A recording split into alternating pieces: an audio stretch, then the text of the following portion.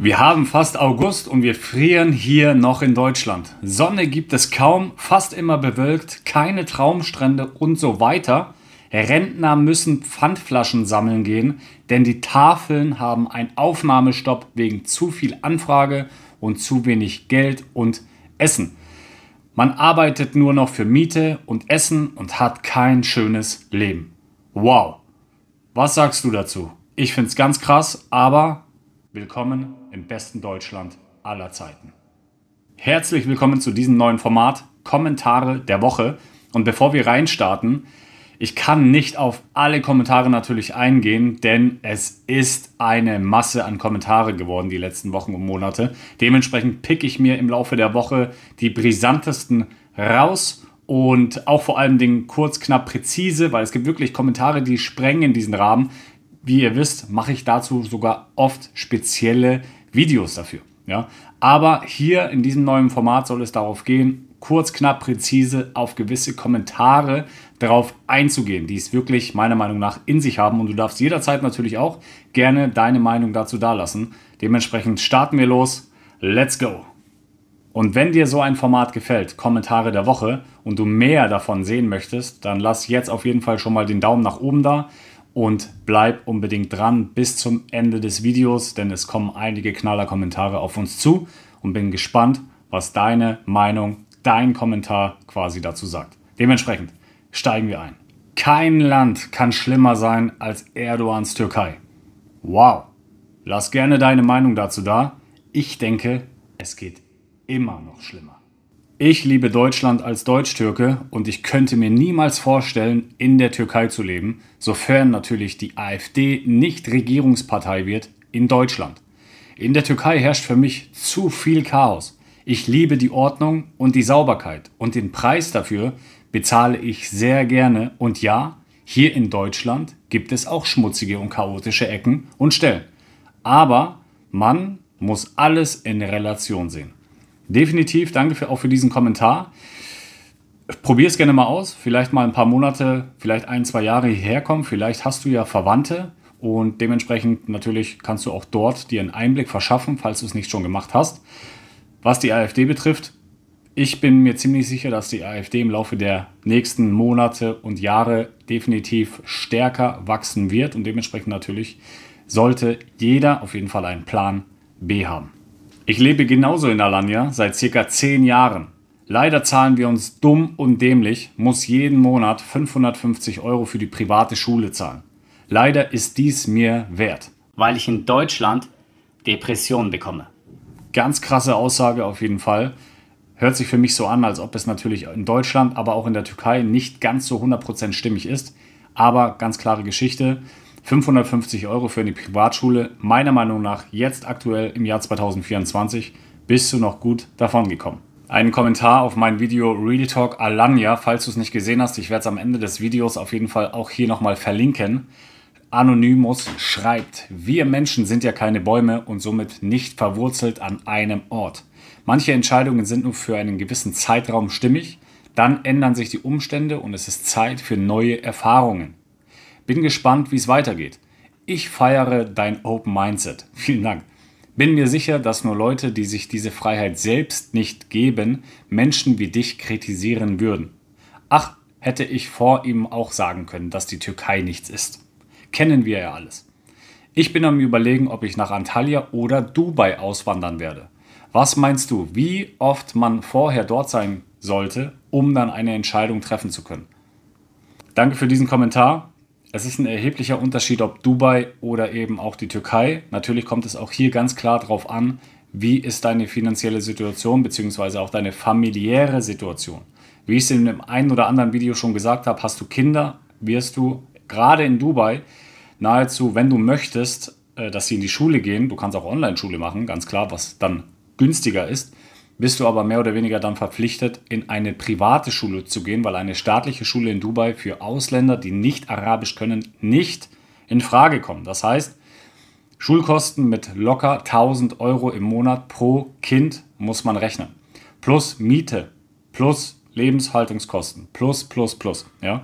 Dementsprechend natürlich im Vergleich zu den Privatschulen in der Türkei ist es fast schon annähernd gleich, ja, wobei in Dubai auch nochmal Luxus-Privatschulen gibt, die bis zu $2000 im Monat kosten.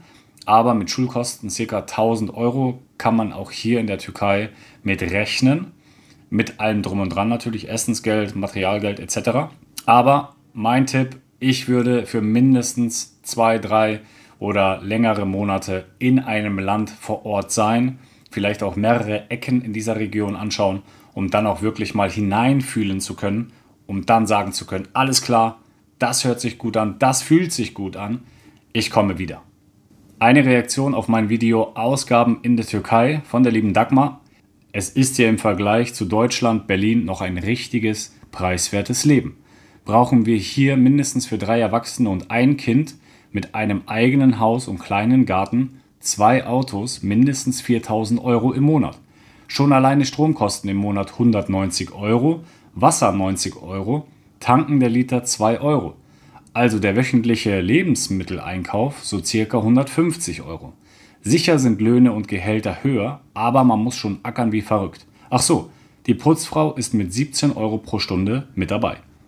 Liebe Dagmar, vielen Dank für deine Ausführung. Ich wünsche euch ganz viel Spaß und Erfolg weiterhin. Was ich empfehlen würde, ist, dass man einmal eine Kostenaufstellung macht und wirklich mal differenziert, was ist wirklich nötig, was braucht man, was ist gehört zu Luxus, wo kann man einfach einsparen. Ich empfehle das sowieso alle paar Monate mal zu tun, vielleicht auch mal Verträge zu schauen, Vergleiche zu machen, Versicherungen abzuchecken, Stromanbieter zu wechseln, also sowas. Und mit 4000 Euro im Monat, das ist natürlich schon eine Macht, wirklich krass, sehr heftig, gerade wenn man natürlich auch ein Haus und einen kleinen Garten hat oder auch zur Miete wohnt und das Ganze natürlich stemmen will. Da müssen schon 2 Gehälter in der Regel schon herhalten. Also das ist schon ganz, ganz krass. Und ja, richtig, in der Türkei sind einige Sachen günstiger, wie zum Beispiel auch Strom und Wasser, wobei auch hier es zu Änderungen kommen soll ab August. Wirklich krass, dazu werde ich aber in den nächsten Monaten oder Wochen noch ein Video machen. Wirklich heftig, was mit den Wasserkosten sein soll und mit den Stromkosten und dementsprechend, ja, bleib unbedingt dran und ich wünsche euch weiterhin eine gute Zeit. Und ob eine Putzfrau wirklich nötig ist, ist natürlich auch immer zu hinterfragen. Liebe Grüße. 3 Jahre Türkei, mein Fazit, eine Reaktion, bin hier geboren und aufgewachsen, aber würde sehr gerne in die Türkei ziehen. Nicht, weil Deutschland schlecht ist, ich finde es schön hier, aber mein Herz zieht mich dorthin, also in die Türkei. Allerdings möchten meine Kinder nicht und einfach so entscheiden möchte ich nicht. Sonst wäre ich schon seit Jahren dort. Wünsche euch alles Gute. Lieber Benjamin, vielen Dank für deinen Kommentar. Ganz klare Geschichte, wie ich es auch in den letzten Videos immer wieder mal angedeutet habe. Natürlich die Kinder als Pfeiler der Familie auch ganz klar zu sehen, haben natürlich auch ab einem gewissen Alter auch ihre Entscheidungsfreiheit und können auch entscheiden. Wenn das kleine Kinder sind, haben sie nichts zu melden, auf gut Deutsch gesagt. Aber so, wenn sie älter werden, sie gehen halt natürlich verankert, sie gehen mehr mit ihren Wurzeln in das jeweilige Land, in das System rein. Und dementsprechend kann ich es aus heutiger Sicht definitiv nachvollziehen, dass Menschen auch einfach mal da bleiben wollen, wo sie sind. Nichtsdestotrotz wünsche ich dir ganz viel Erfolg, viel Spaß und vielleicht macht ihr einfach mal gemeinsam einen längeren Aufenthalt in der Türkei, in deiner Heimat, um vielleicht mal ein bisschen hineinzufühlen. Und dann ist das, denke ich, eine ganz tolle Erfahrung. Eine weitere Reaktion von meinem Real Talk Video, ganz krass. Du hast das Leben in Deutschland abgelehnt, unter anderem wegen der Verfassung, der Politik und der Gesellschaft. In diesem Sinne, bleib bitte Deutschland fern.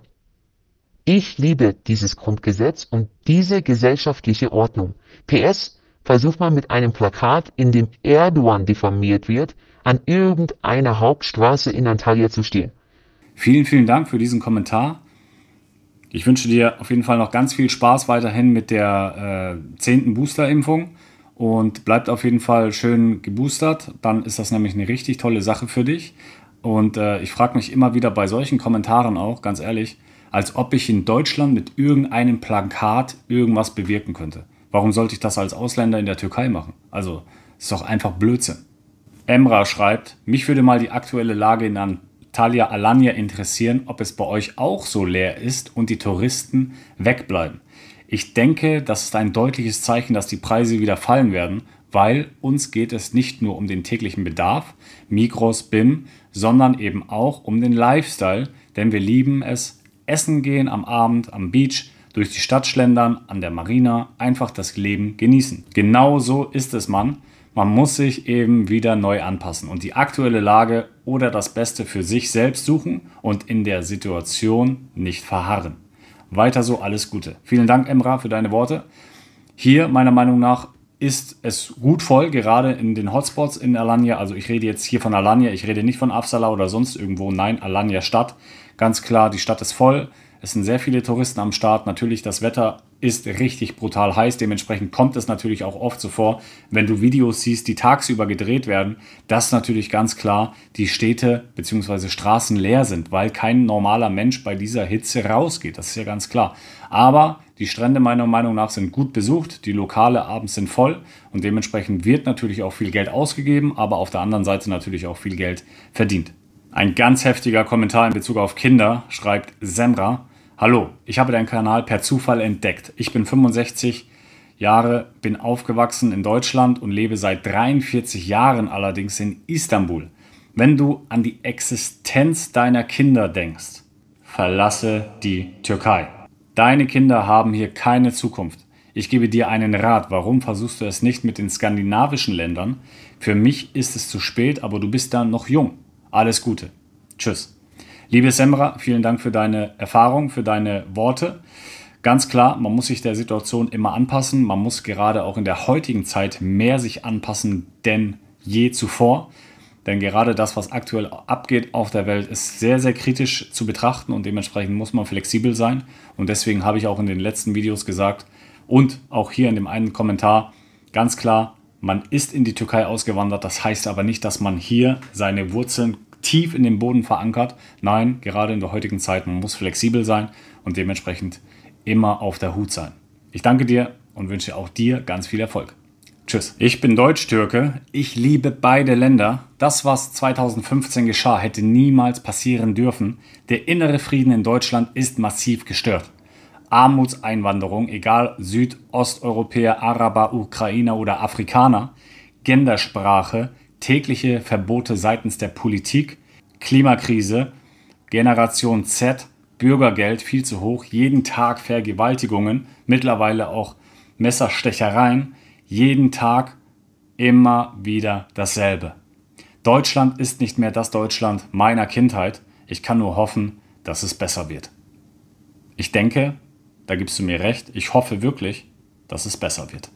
Wir sind am Ende des Videos angekommen. Ich danke dir, dass du bis hierher angeschaut hast und ich bin sehr gespannt, was deine Meinung zu den allen Kommentaren ist, beziehungsweise auch, wie du dieses Format Kommentare der Woche findest. Und es gibt, wie gesagt, noch viele, viele weitere Kommentare, auf die ich aber gar nicht eingehen kann, sonst würde dieses Video den Rahmen, boom, zum Explodieren bringen.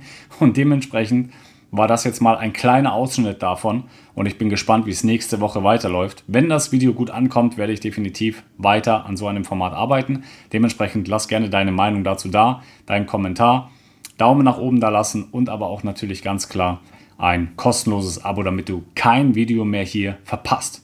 Liebe Grüße aus Alanya, ich danke dir, dein Markus.